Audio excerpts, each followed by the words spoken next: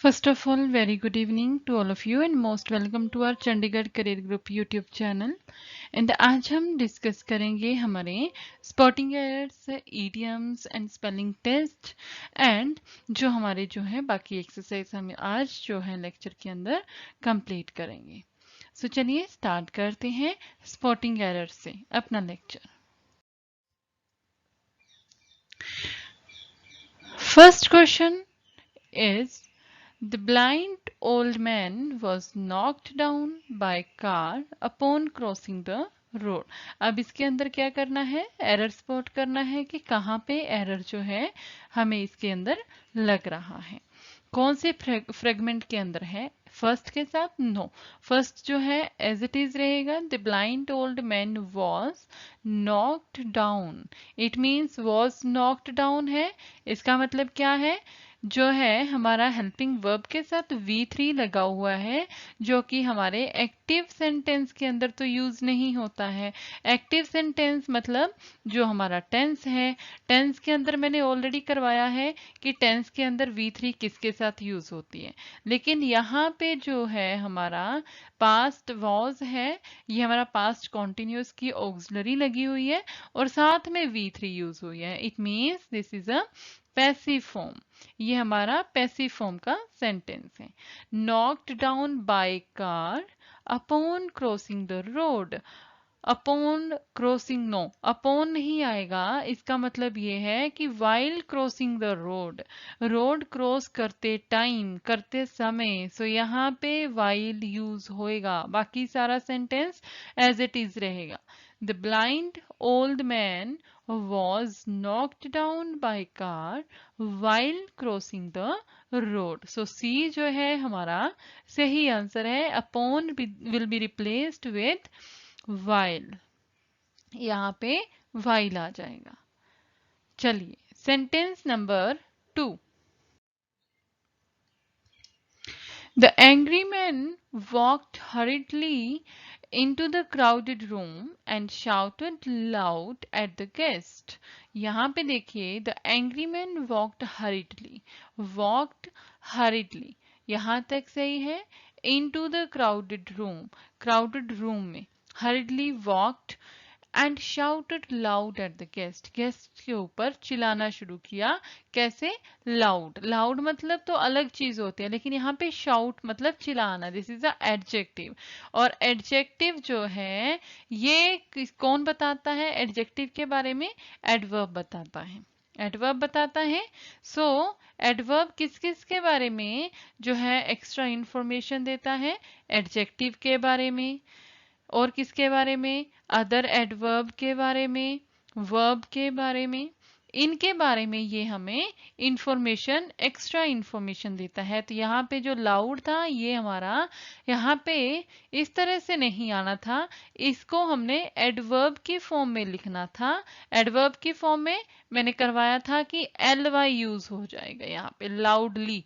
The angry man walked hurriedly into the crowded room and shouted loudly at the guest. Loudly.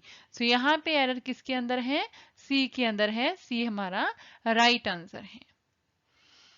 Sentence number 3.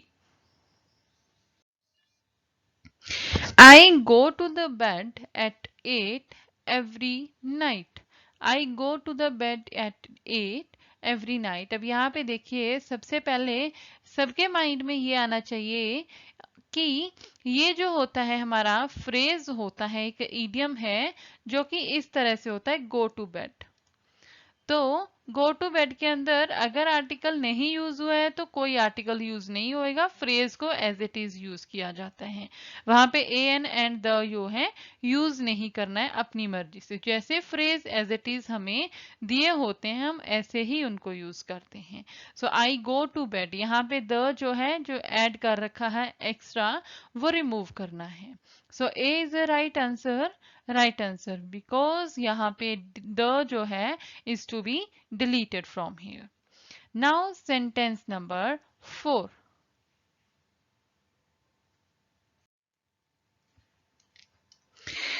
I shall write to you when I shall reach Bangalore. I shall write to you when I shall reach Bangalore. अब यहाँ पे देखिए I shall write to you, there is no any error till here. When I shall reach Bangalore. अब यहाँ पे देखिए यहाँ पे shall की रिक्वायरमेंट नहीं थी दोबारा। क्यों? क्योंकि सेंटेंस का मतलब क्या है? I shall write to you when I shall reach Bangalore. क्या कहते हैं? कहते हैं मैं तुम्हें लिखूंगा, तुम्हें जरूर लिखूंगा जैसे ही मैं बेंगलोर पहुंचता हूं। When I reach Bangalore, I shall नहीं आएगा, I reach Bangalore, मैं जैसे ही बेंगलोर पहुंचता हूं। यहाँ पे सी के अंदर भी एरर है, यहाँ पे shall is to be deleted from here. So shall जो है यहाँ से रिमूव हो जाएगा। Sentence number 5. I wonder what he has done with the book I lent him. I wonder what he has done with the book I lent him. देखिए sentence को ध्यान से पढ़िए। I wonder what he has done with the book I lent him. It means वो वाली book के साथ उसने क्या किया है जो मैंने उसको दी थी, जो मैंने उसको दी थी। इसका मतलब यह है कि ऑलरेडी पहले ही दे रखी है बुक, तभी तो उसने उसका ये हाल किया। तो यहाँ पे लैंड जो है ये तो बेस फॉर्म हो गई, तो इसकी पास्ट फॉर्म यूज हो जाएगी लेंट, बिकॉज वो पास्ट में है, वो ऑलरेडी उसको बुक दे रखी है उसने। आई लेंट हिम, जो मैंने उसको बुक दी थी उसने क्या हाल कर दिया है। सो यहाँ पे देखिए सी के अंदर एरर है, लेंट की जो पास्ट फॉर्म होएगी that would be lent. So lent use होएगा सी के अंदर। सी हमारा सही आंसर है। सो होपफुली सेंटेंसेस सबको क्लियर हैं, बहुत इजी सेंटेंसेस थे। चलिए अब हम कर लेते हैं आज की वोकेबलरी जो कि हमारी रहेगी। आज हम वोकेबलरी जो करेंगे ये हम करेंगे 4th ऑफ जून की। 4th ऑफ जून की।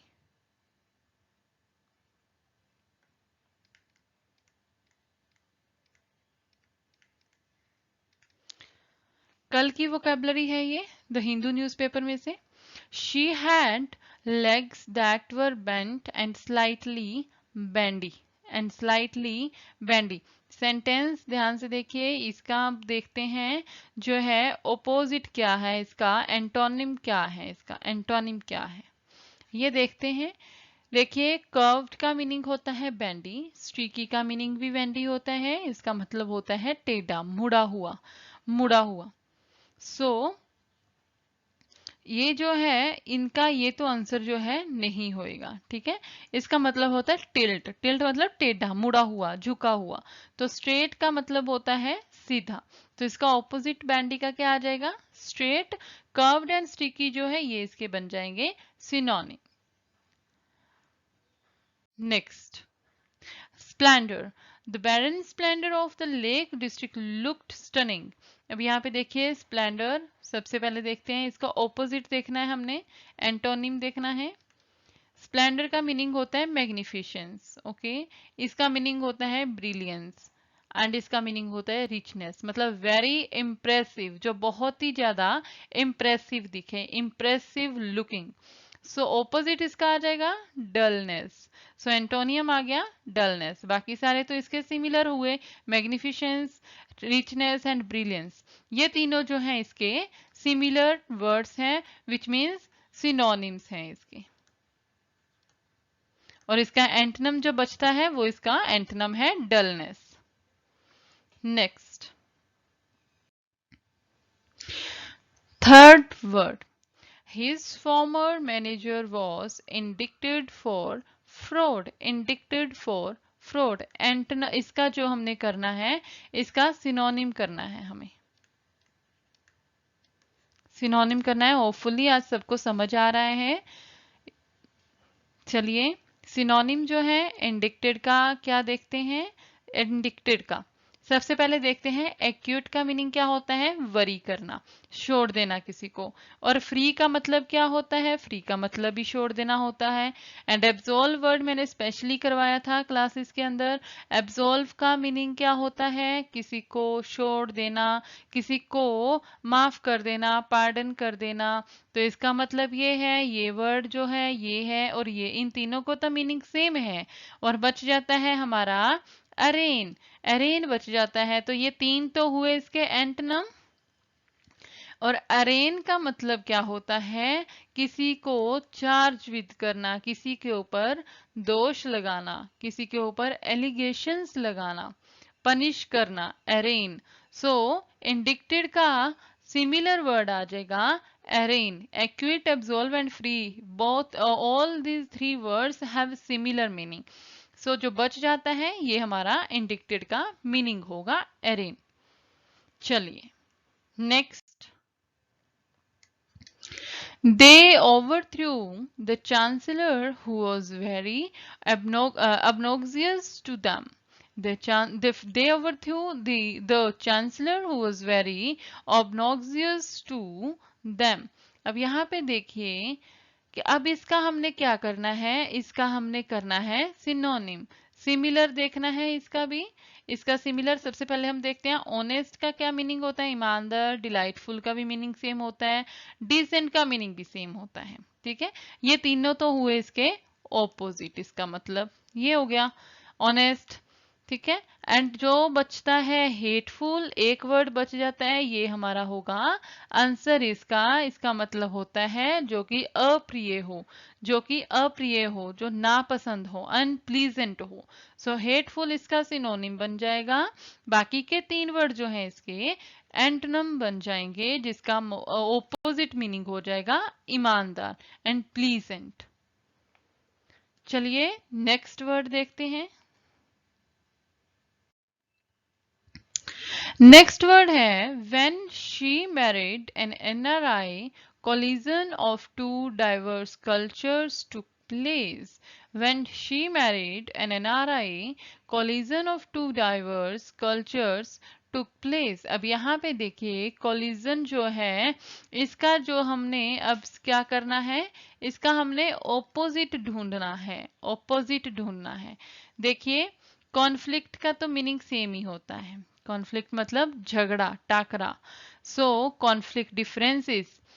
क्रैश का मतलब भी सेम ही होता है।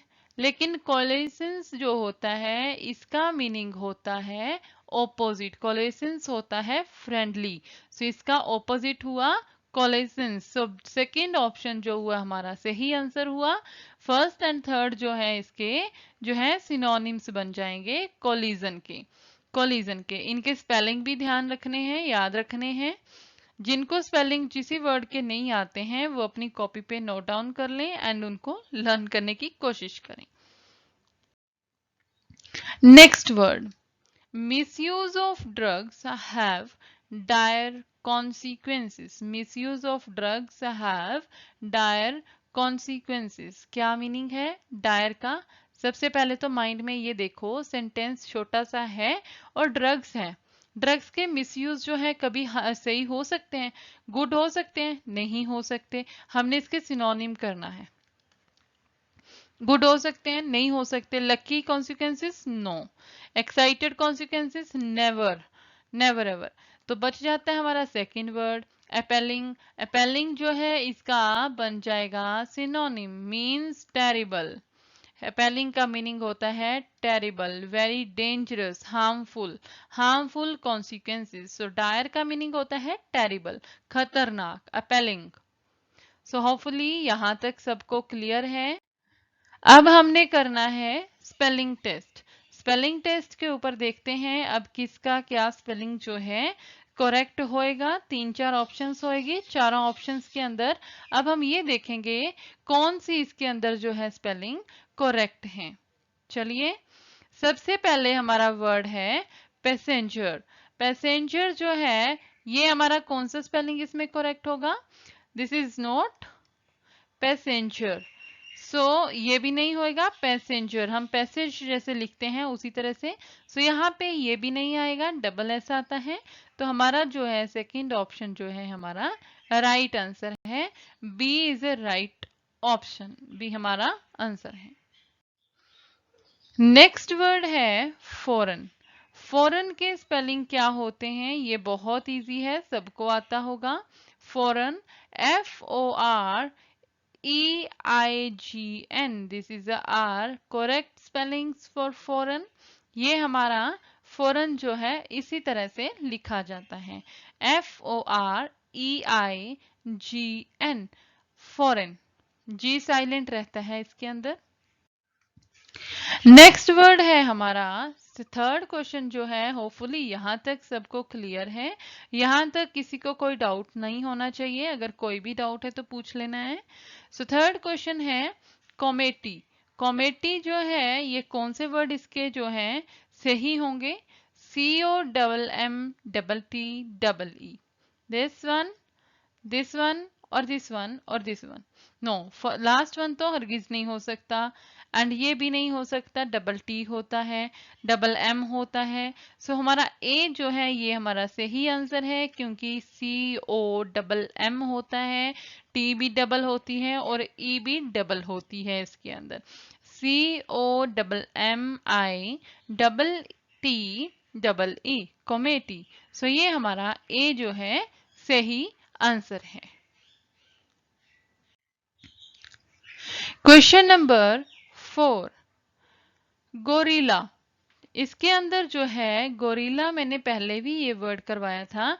गोरिल्ला का मीनिंग होता है सॉरी, गोरिल्ला का मीनिंग होता है जो ब्लैक कलर के मंकीज होते हैं, हम उनको गोरिल्लास बोलते हैं।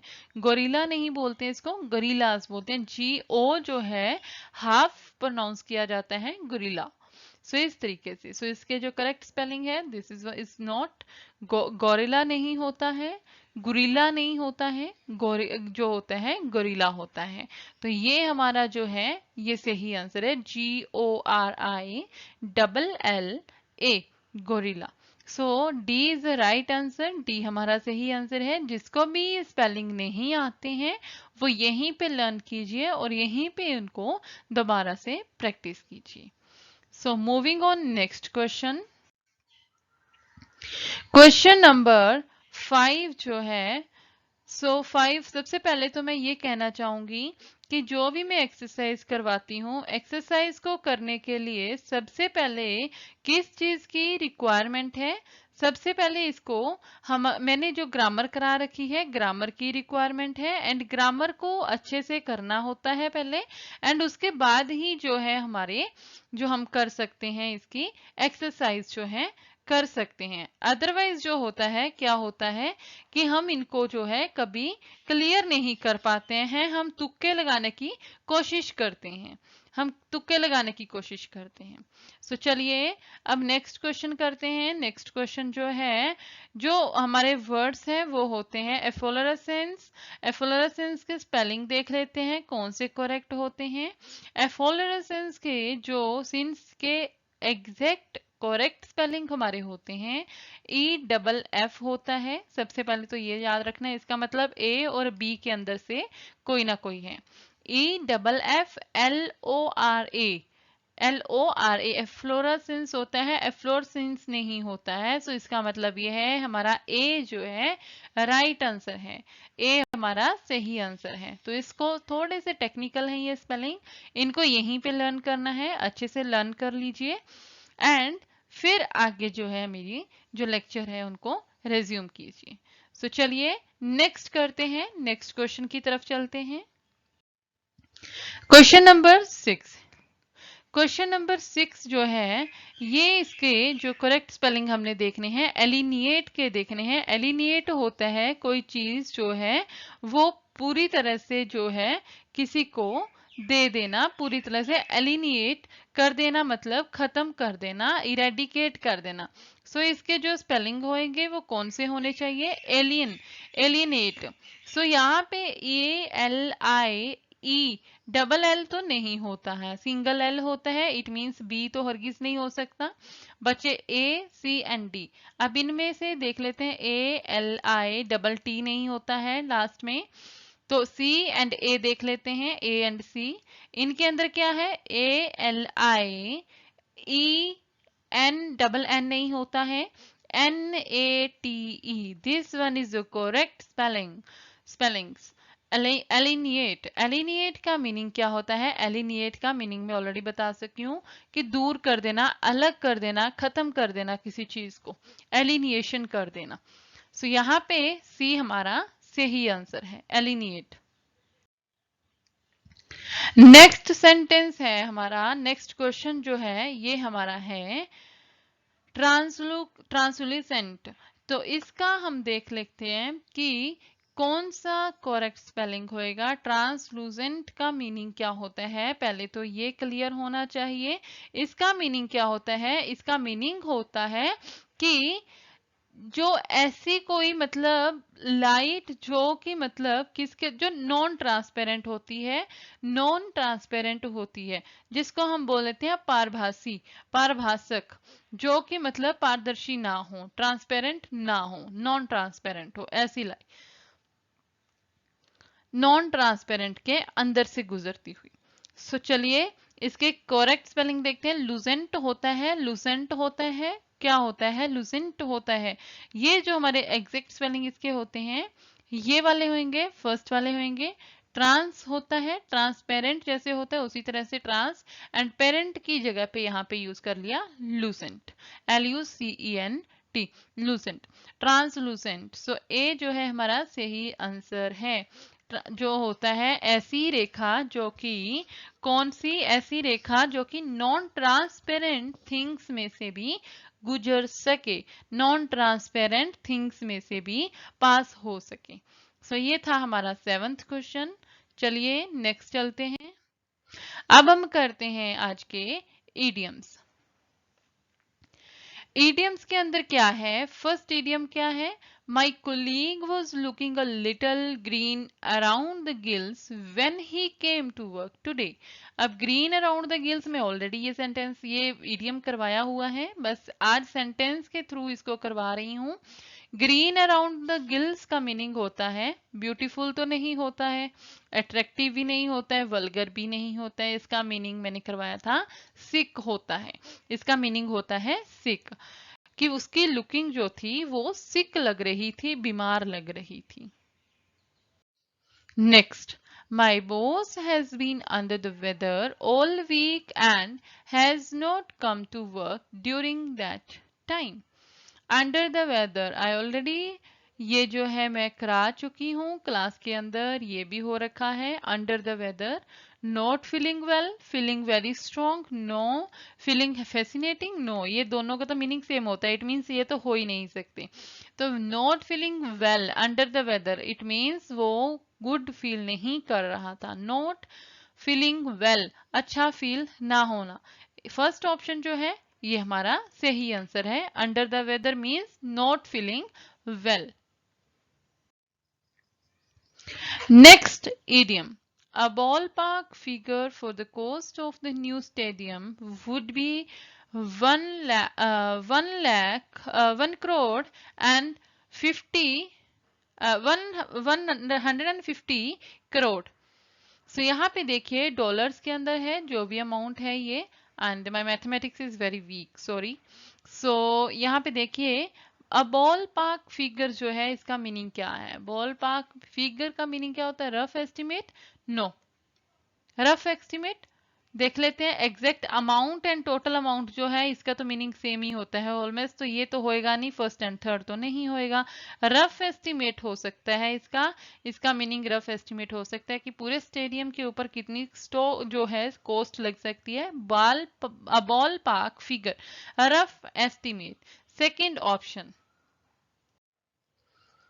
चलिए, it will take time to get the final cost, but a quick and dirty estimate would be $45,000. So यहाँ पे देखिए approximate, full amount, exact amount ये तो होंगे नहीं, third, second, third and total cost नहीं होएगा।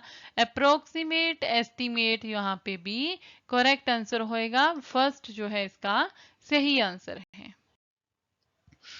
Next, it will be a cold day in July. In July, when our team wins the championship, we were terrible. We were terrible. अब यहाँ पे देखिए क्या चीज है, a cold day in July.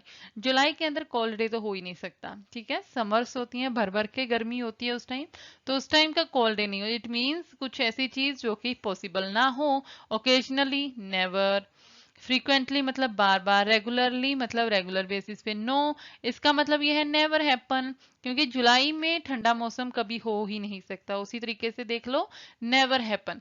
B second जो ऑप्शन है हमारा सही आंसर है यहाँ पे। सो होपफुली आज के सारे टर्म्स, सारे वर्ड्स एंड सारे इडियम्स एंड स्पॉटिंग एरर सबको समझ आए हैं। अगर किसी को कोई भी डाउट लगता है तो प्लीज पूछ लेना है। एंड होपफुली ये लेक्चर सबके लिए बेनिफिशियल होगा। And thank you for watching this lecture and bye bye for now.